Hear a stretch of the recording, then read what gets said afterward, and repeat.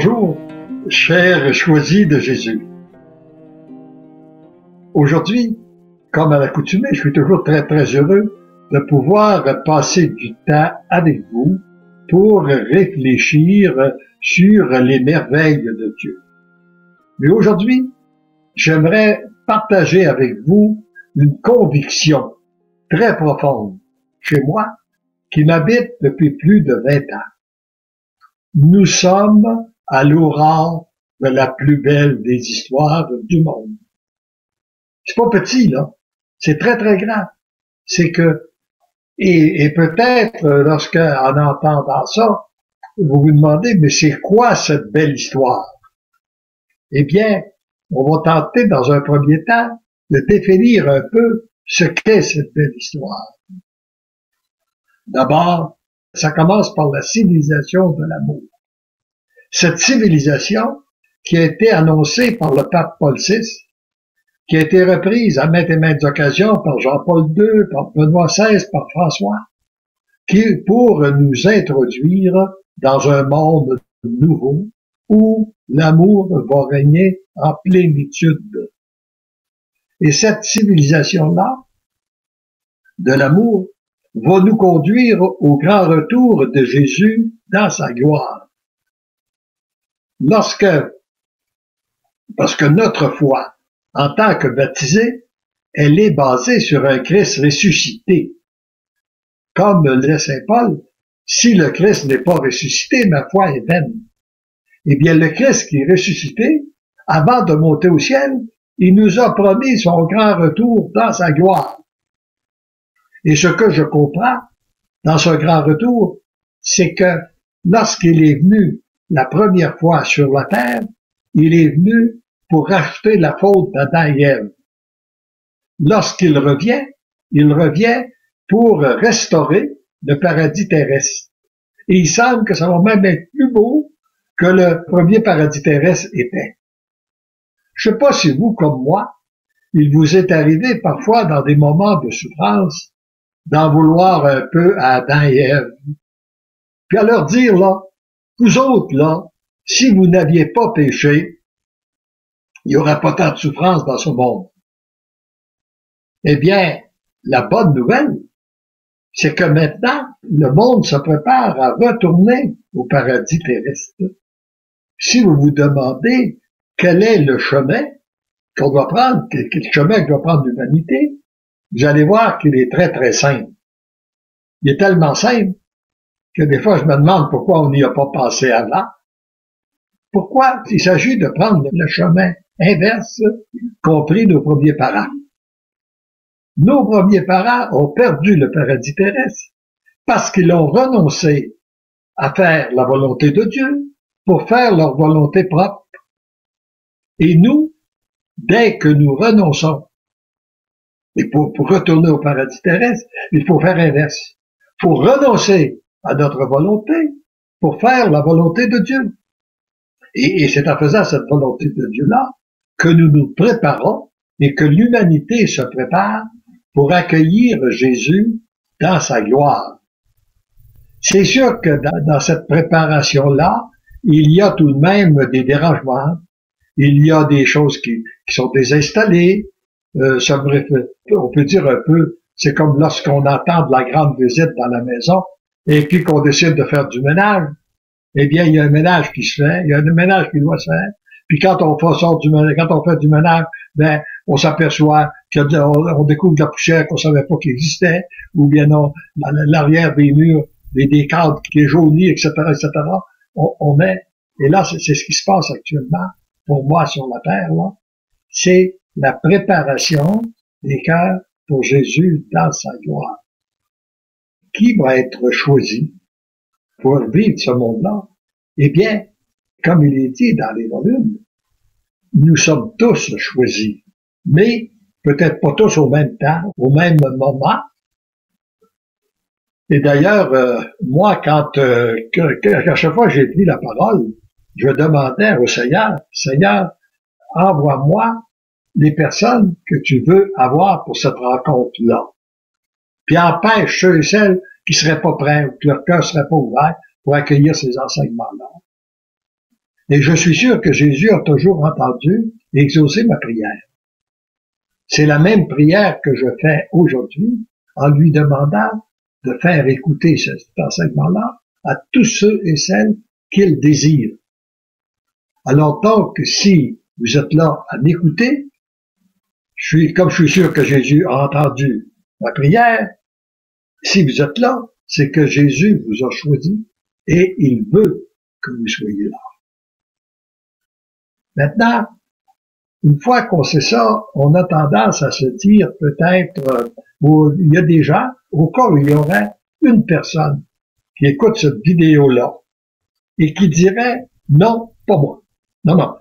Le Seigneur, il peut choisir d'autres personnes, là. Je comprends bien qu'il a choisi ses apôtres, qu'il a choisi des saints, tout ça, là. Puis aujourd'hui, il y a encore besoin de choisir du monde pour les temps qui s'en viennent. Mais, pas moi. Moi, je peux pas être là parce que j'ai trop un mauvais caractère, j'ai trop péché, etc., etc. Et puis, je suis pas une personne assez dévote, etc. En d'autres mots, cette personne-là dit, je ne suis pas digne d'être un choisi de Jésus, ou une choisie de Jésus. Et de ce côté-là, bien honnêtement, je suis obligé de vous dire, vous avez raison. Mais vous n'êtes pas seul à ne pas être digne, on est au moins deux. Il y a moi, puis il y a vous. Mais ce qu'il faut savoir, c'est que Jésus ne nous choisit pas parce que nous sommes dignes. Il nous choisit pour nous rendre dignes et pour nous aider, pour vous aider à comprendre un peu le choix que Jésus peut faire. Posons-nous la question lorsqu'il a choisi ses apôtres. Est-ce que vous croyez qu'il a choisi Pierre parce qu'il avait un bon caractère? Est-ce que vous croyez qu'il a choisi Thomas parce que c'était un homme de foi? Est-ce que vous croyez qu'il a choisi Matthieu parce que c'était un homme honnête et qu'il avait une bonne réputation?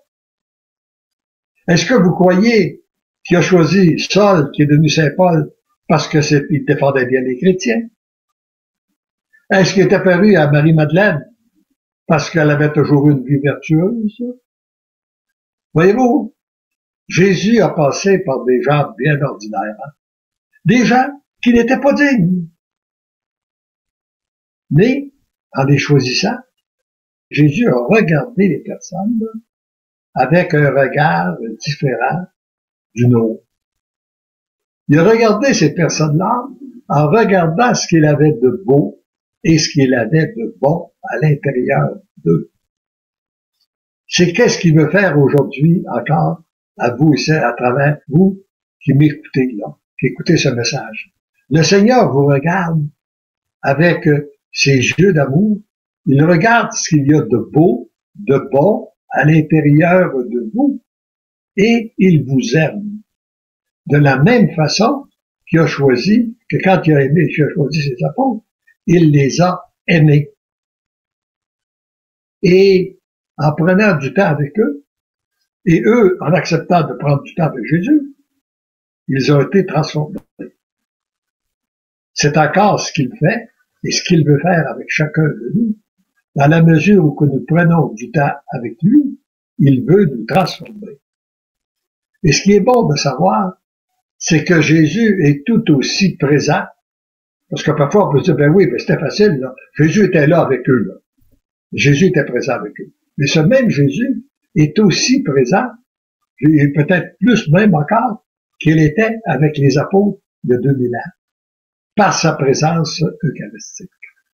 D'où l'importance de prendre du temps pour recevoir les sacrements, pour le recevoir.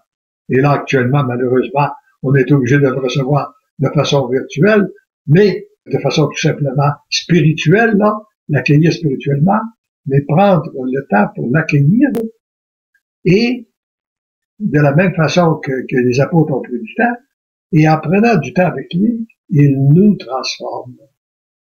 C'est son travail de nous transformer. Et c'est qu'est-ce que nous sommes témoins actuellement.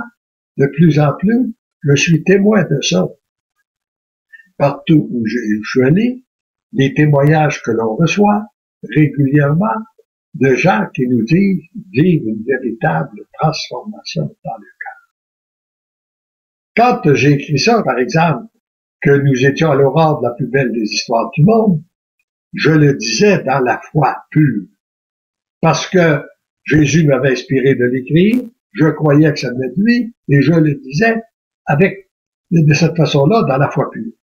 Aujourd'hui, en vous le redisant, je n'ai pas besoin de la foi pour vous le dire. Je n'ai qu'à regarder ce qui se passe. Premièrement, à regarder ce qui s'est passé en moi, à regarder ce qui se passe autour de moi, et regarder aussi ce qui se passe à travers une multitude de personnes qui nous donnent leurs témoignages. Et ce que nous vivons actuellement, pour moi, et principalement avec la situation du corona, c'est une grande préparation. Hein? Parce que c'est une grande préparation pour le retour de Jésus. Quand j'avais reçu ces enseignements-là, parce que il y a déjà plus de 35 ans, Élisabeth et moi, nous avions fait une semaine de retraite avec un père très charismatique, le père Jean-Paul Régimbal, ici, qui a fondé le renouveau charismatique au Québec, et il nous avait donné des enseignements sur la parousie. La parousie, c'est le grand retour de Jésus dans sa gloire, et il nous avait expliqué qu'on était très près de ça, de plus en plus, on était très très près de ça, puis à partir de la parole de Dieu, de l'Apocalypse et tout ça, il y a, avant la grande préparation, avant le grand retour de Jésus, il y a une période de purification ou de tribulation. Mais avant ça, il y a la grande période d'apostasie. Bon, on n'a pas besoin d'être bien savant, c'est-à-dire l'apostasie, le monde qui veut se construire sans Dieu. On n'a pas besoin d'être bien savant pour comprendre que nous sommes déjà depuis plusieurs années dans cette grande période d'apostasie-là, où le monde veut se construire sans Dieu.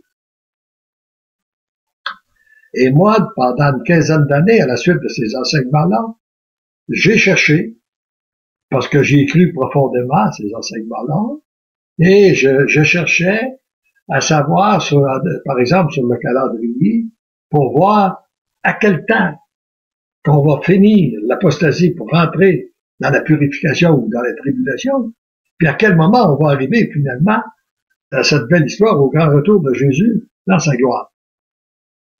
Et là, je me suis aperçu que je ne me posais pas les bonnes questions. La vraie question que je devais me poser, c'était pas de savoir quand et comment ça allait se dérouler, mais c'était bien de me poser la question que je dois me poser, et puis que je me repose encore continuellement. Si Jésus revenait aujourd'hui même, au temps où on se parle, est-ce que mon cœur est prêt à l'accueillir?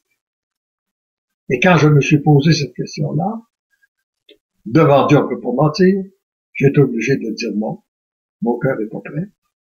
Mais, par contre, je peux te donner mon oui pour que toi, tu te prépares. En fait, c'est simplement ça, je pense, qu'on a à faire comme choisi de Jésus. Lui donner un oui, puis pas n'importe quel genre de oui, là. Pas un oui qu'à condition que, et puis un oui peut-être, puis non, pas ça, là. Un oui total, inconditionnel et irrévocable. Puis moi, je décide qu'à partir d'aujourd'hui, ma vie, elle est axée sur Dieu. C'est lui qui est le premier dans ma vie, puis c'est lui qui guide mes pas. Puis je lui demande de guider mes pas, mes pensées, mes paroles, mes actions, enfin, et je prends du temps à chaque jour pour être en intimité avec lui, pour qu'il puisse me guider. Ça me rappelle ce que m'avait dit un ami médecin qui avait un bon cheminement de foi. Il m'a dit, moi, ça fait 15 ans que je cherche à comment faire la volonté de Dieu. C'est quoi arriver à faire la volonté de Dieu? Puis il dit, je l'ai découvert à travers ces volumes-là, là, pour le bonheur des miens, j'ai choisi Jésus, en disant, c'est simple, deviens un intime avec moi.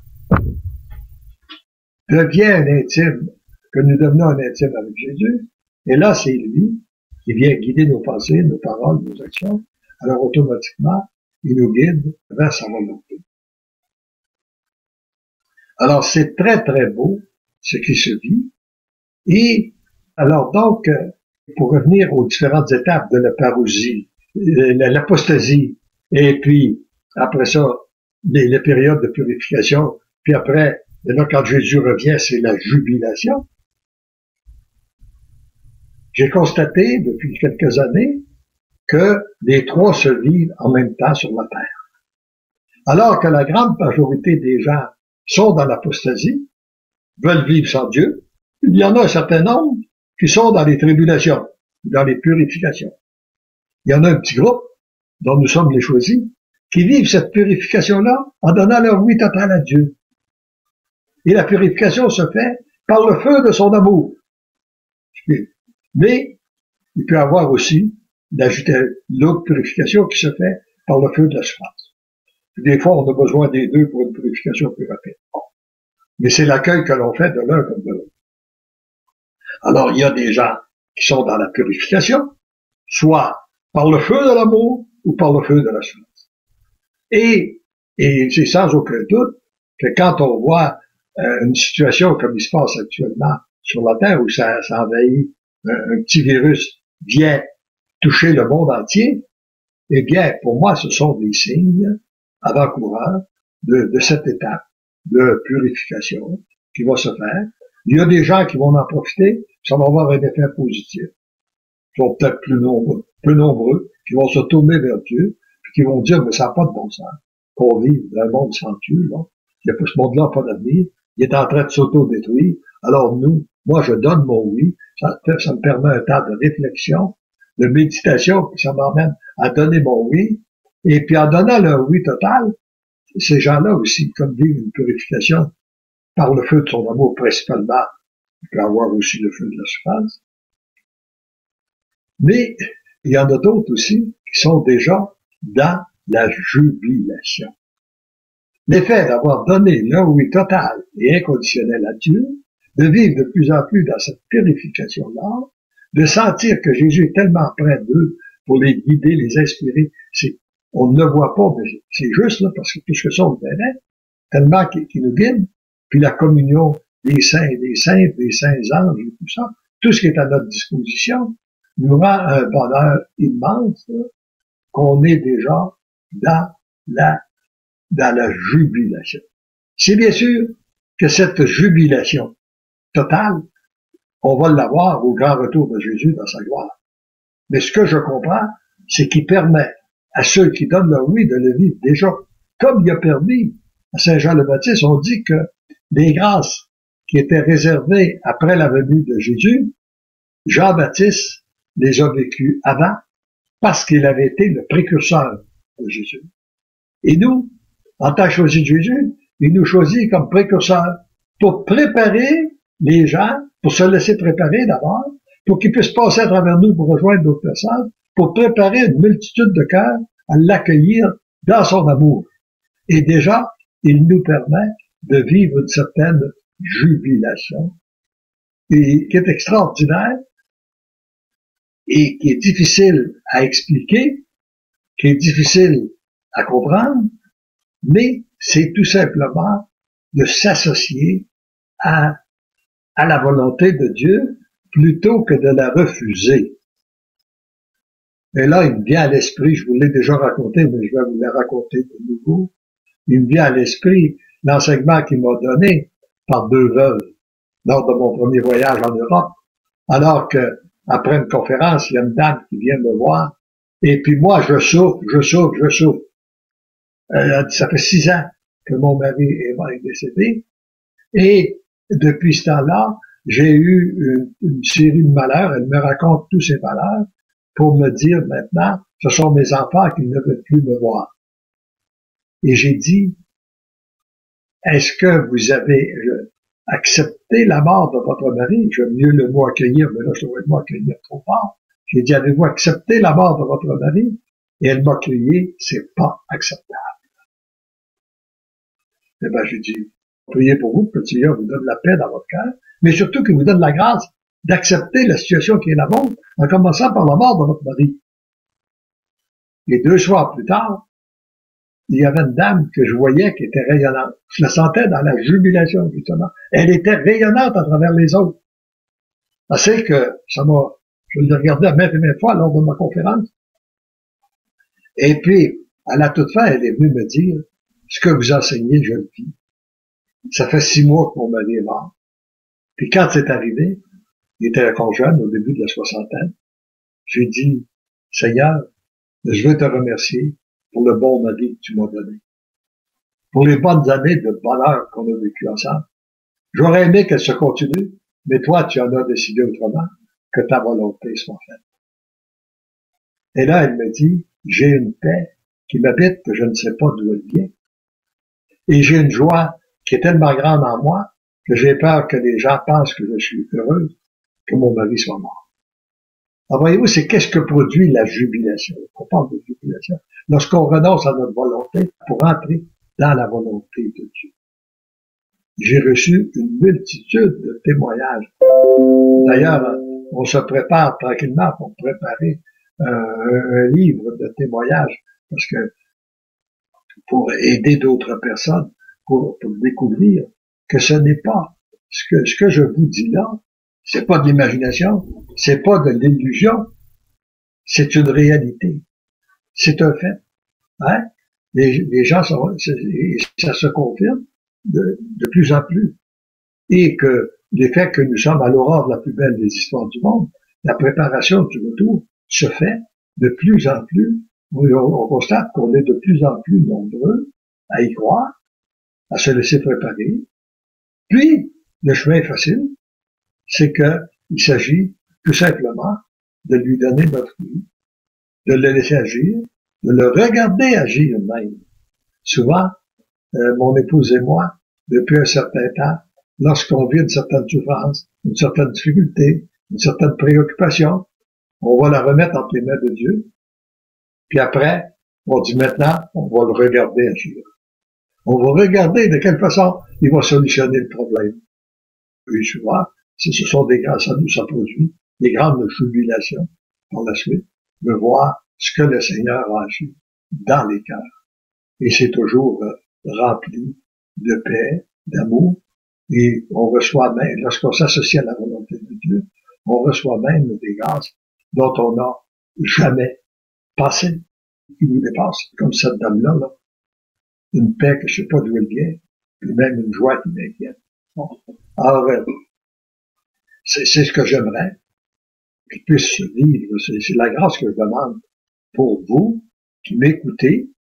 C'est sûr que nous avons, pour entrer dans ce monde-là, nous avons besoin de la purification. On en a déjà parlé. On va en reparler encore. De quelle façon que la purification peut se faire. Mais une chose est certaine, c'est que la décision, ça fait 2000 ans que Jésus nous a enseigné la prière de notre Père, où l'on dit que ton règne vienne, que ta volonté soit faite. Son règne, c'est un règne d'amour, et que sa volonté, c'est que l'amour règne sur la terre comme au ciel. Ça ne s'est pas produit encore, mais la décision du Père est ferme, son amour va circuler sur la terre, et on nous dit, pour que Jésus, lors du grand retour de Jésus, le mal doit complètement disparaître. Le mal doit être anéanti, et il faut donc que le mal disparaisse premièrement de nos cœurs, et plus nous serons nombreux à donner notre oui, plus nous serons nombreux à nous laisser purifier par le feu de son amour, et bien moins il y aura besoin du feu de l'assurance. Et donc, je termine avec ce point-là. Je vous laisse dans la prière. On reviendra à chaque jour. Vous avez des enseignements de Facebook Live, sauf le samedi. Je dois vous dire que je suis toujours émerveillé de voir de quelle façon le Seigneur se multiplie à travers les personnes qui viennent partager les merveilles de Dieu. Il y a là un enseignement. Oui, moi j'ai été appelé à écrire ces volumes-là, j'ai été inspiré pour les écrire, j'ai été appelé à en parler aussi, mais je suis toujours émerveillé de voir que ces gens-là viennent donner souvent un enseignement bien mieux que moi je pourrais le donner, qui touche des points particuliers, et ça nous permet aussi de voir toute la richesse que Jésus a mis sur la terre en nous faisant tous différents.